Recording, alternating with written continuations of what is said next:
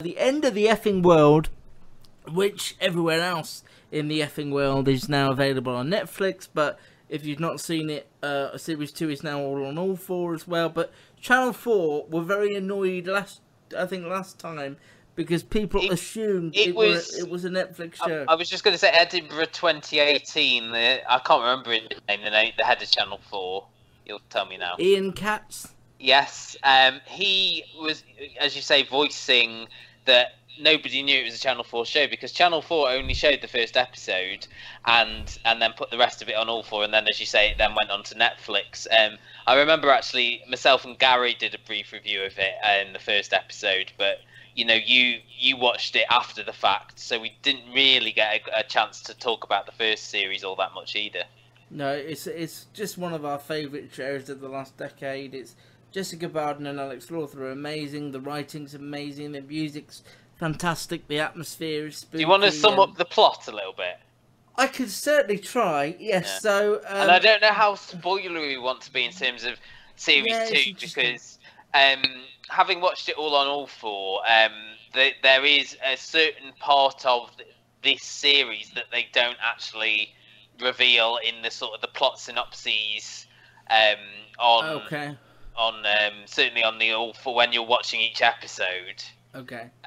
So I don't know. Do we want to be spoilery and just say put the time code on the thing? I think so for a little bit. Yeah. So we'll put the time codes for this review on there. So if you want to skip ahead to our review of whatever's coming next, maybe Gold Digger. Mystery. then please do, and then come back when you've watched it. So Go ahead. So, Alex Lawther and Jessica Barden star as James and Alyssa, two teenagers. They're outcasts in their own worlds, basically. Alyssa has a mum played by Christine Bottomley, who is getting married again at the start of the first series and has two young twins. Alex Lawther has lost his mum and is just living with his dad. She killed herself, didn't she? Yeah, and he's living with his dad, who he finds difficult to live with. He's quite distant and all that. And so James starts to wonder if he might be a bit of a psychopath. And we've got this Peep Show-esque inner monologue saying that he wants to try and kill someone. He enjoys that. And he meets Alyssa in the school canteen. And he says that she's irritating and would be exactly the right person for him to kill. So they go on this little road trip after James smacks his dad in the face and sort of against their better judgment fall for one another. They go into this guy's house and end up attacking him with a knife after he attacks Alyssa. So James and Alyssa then go on the run, and series 1 is fantastic.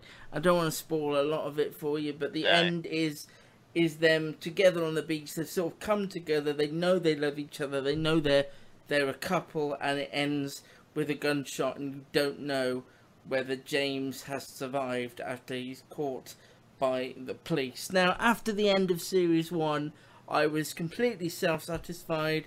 I didn't want any more, and I thought it was a work of perfection. I love the fact that the episodes are sometimes under 20 minutes. It felt revolutionary and enjoyable for that. And it was really quick and really well paced. And then they announced, because it had been such a huge success on the streaming service, that of course it was going to get a second series. And I started to worry. But what they do so brilliantly, or what writer Charlie Cavell does so brilliantly, is she starts this series with an unknown character, with somebody we've never met, with somebody we don't know anything about, called Bonnie. And so we're back in the sort of the world or the atmosphere of the show, but without any real mention of James and Alyssa in this first episode. What I sort of knew that before I started, annoyingly, somebody told me, but what was your feelings of that, just that first one? Well, isolated. As I say, I mean, they had on the website, it did say this character. It just says, well, we meet this character Bonnie, but what is her connection to Alyssa? But no, I really liked it because they did a whole sort of backstory on her from her upbringing, things like that, and she was someone who was meant to succeed, do her A-levels, go to university, but her parents split up when her dad loses his job. Her mum was quite demanding. She ended up, I suppose, the the connection is that she ended up in a relationship with this lecturer who attacked Alyssa and James, who, as you say, they ended up killing. I thought generally the performance by Naomi Aki was very good. She's this woman who's sort of, devoid of everything. She's been in prison already for killing someone else linked to the lecturer. She very much has got one focus, and it's on killing the people who killed the love of her life. And there's it sets out the tone. And I suppose if you watch the first series, that the tone, again, it's sort of very blackly comic, that she goes into a garage, petrol station to buy a penknife, and the server is someone who she went to school with, and she says, I've been to prison for killing someone, and I'm going to go and kill someone now, and he sort of just laughs it off. But yeah, no, I really enjoyed it. It reminded me of the start of the second series of Utopia, where they did an entire flashback episode. But it's that sort of bravery of this, and it's something, before I pressed play on that episode, I did not know was going to happen. So, no, I really enjoyed that. Brilliant. So, I think from here on in, spoilers ahoy, I think they're unavoidable. So, James did survive the gunshot. That's the one thing that on the synopses on the player, they don't mention James at all. He actually turns up by saying, "I did not die," and we meet him after we reunite with Alyssa, who is moved on with her life. She's actually getting married again. Or not again, never been married, but getting married to this guy that she knows. She's working and living at a diner in the middle of nowhere. It's like a little hotel, isn't it, run by her mum's half-sister. And you get the little sort of flashbacks to, her life post the incident, doing community service and things like that. She's working at this diner.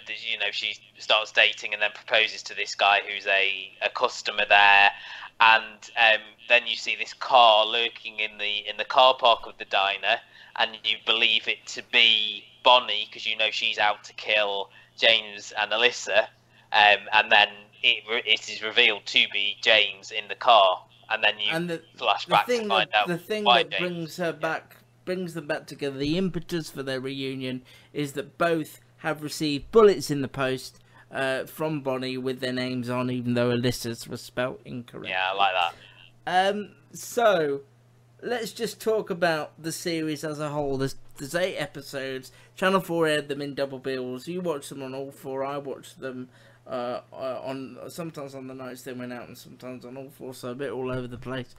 Neither of us felt in great rush for this second series because it could have been a bit of a mistake. Do you feel like it was worthwhile and enjoyable and lived up to any expectations you may have had?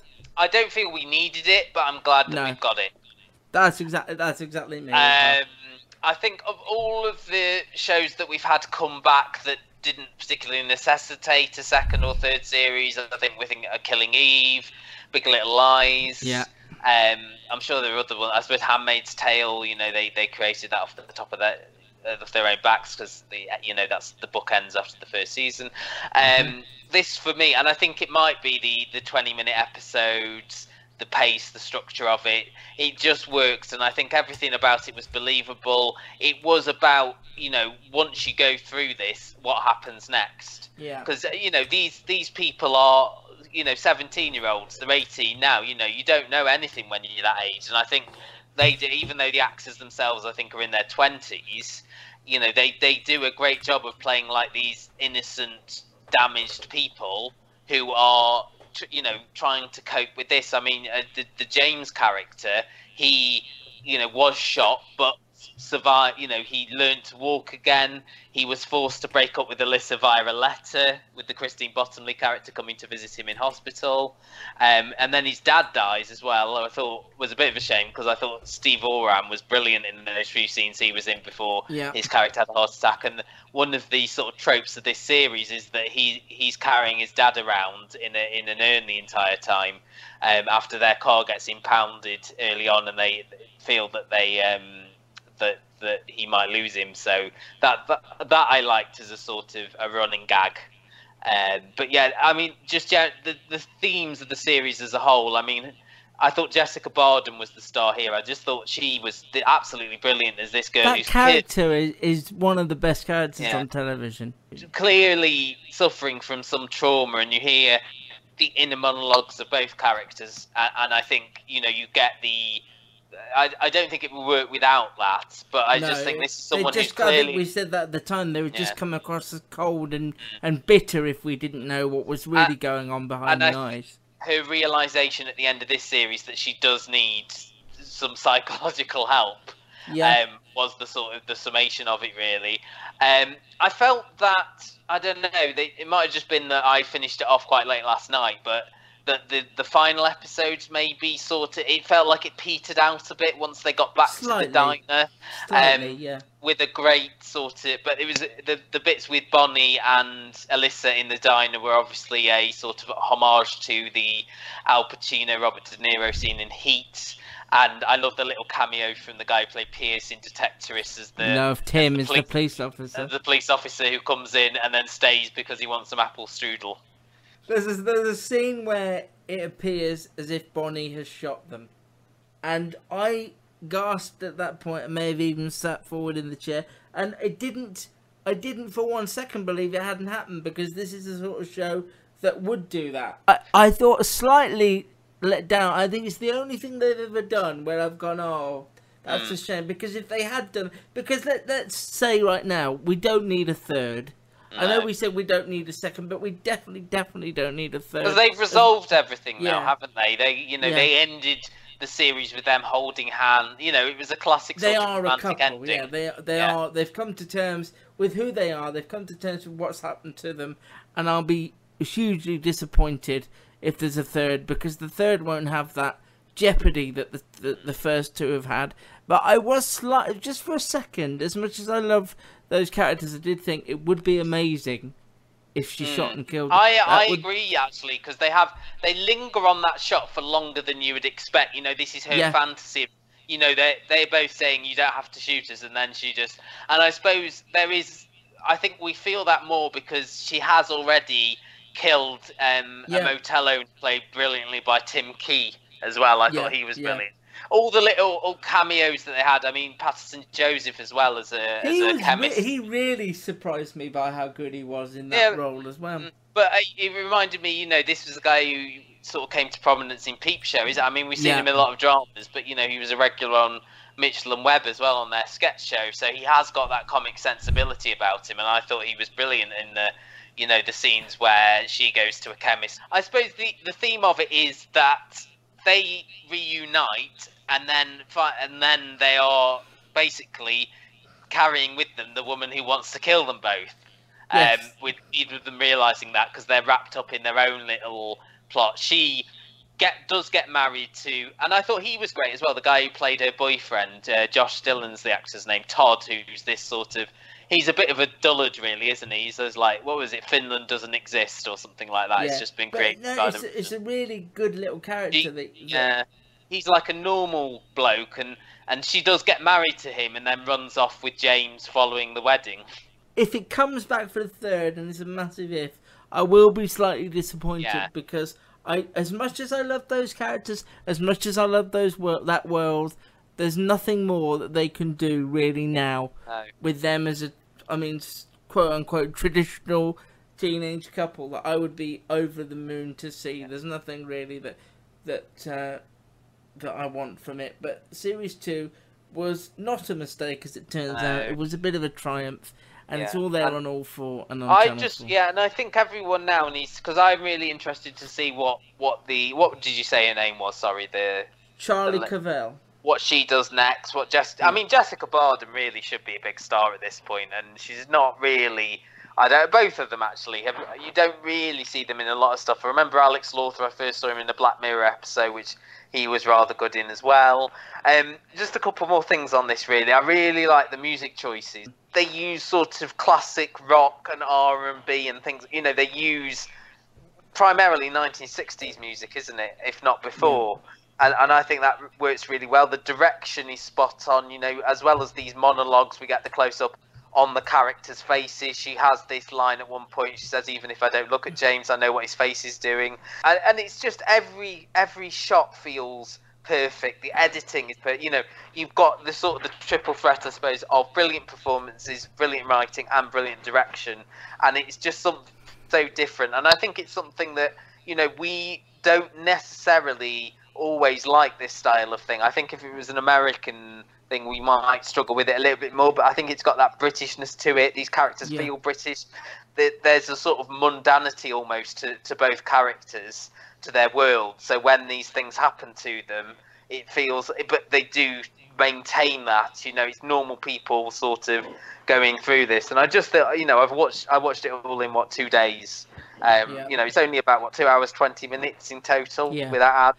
The End of the Effing World. Get it now on all 4 or wherever you want to find it. It is an extraordinary piece of television and proof that the UK can still fight it with the best of them as far as innovative TV is concerned.